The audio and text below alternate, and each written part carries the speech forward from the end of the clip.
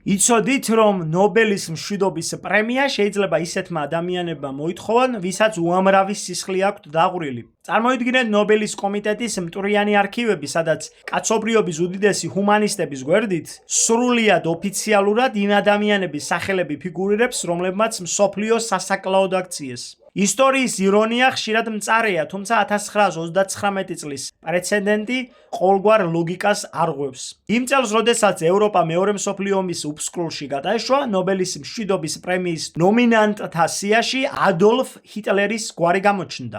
ის ნომინანტებს შორის შვედმა პარლამენტარმა ერიკ ბრანდტმა წარადგინა.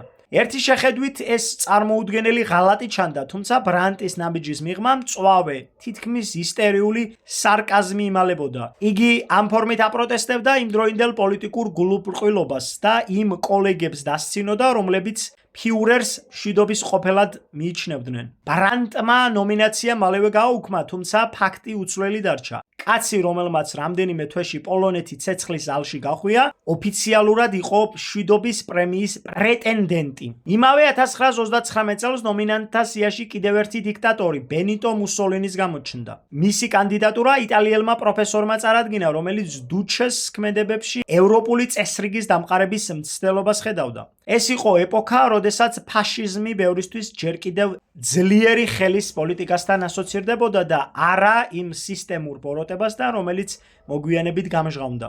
თუმცა ნობელის პრემიის პარადოქსები ომის დასრულებით არ ამოწურულა.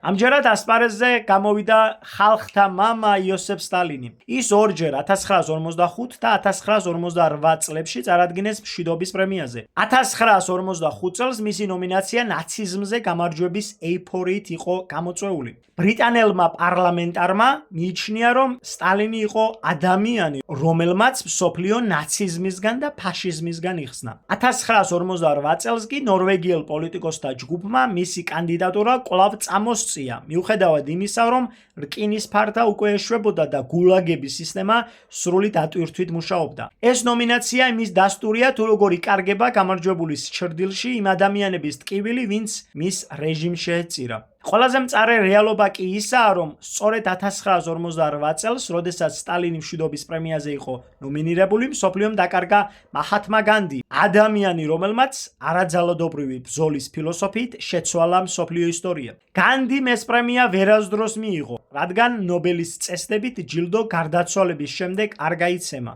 ეს კონტრასტი ნომინირებული დიქტატორები და დავიწყებული მშვიდობის ყოფილები საუკეთესოდ ასახავს იმ ქაოსს, რომელიც მე-20 საუკუნის პოლიტიკურ კულუარებში სუფევდა. დღეს ეს ნომინაციები მხოლოდ ისტორიული ანეკდოტი როდია. ისინი არის შეხსენება იმისა, რომ მშვიდობა ხშირად მხოლოდ რიტორიკული ფარია, რომლის წინ წამზღვანიებასაც ყველაზე დაუნდობელი ტირანებიც კი ცდილობენ. ნობელის არქივებში დაცული ეს სახელები სამუდამოდ დარჩება იმის დასტურად, რომ ბოროტებას ხანდახან აკვარელის ხატვად შეუძლია, მეკარეობაც, ლექსების წერაც და მშვიდობის პრემიაზე პრეტენზიის გამოცხადებაც კი. თუმცა ნამდვილი მშვიდობა სიმართლეა, რომელსაც ვერანაირი ჯილდოთი ვერ გადაფარავ.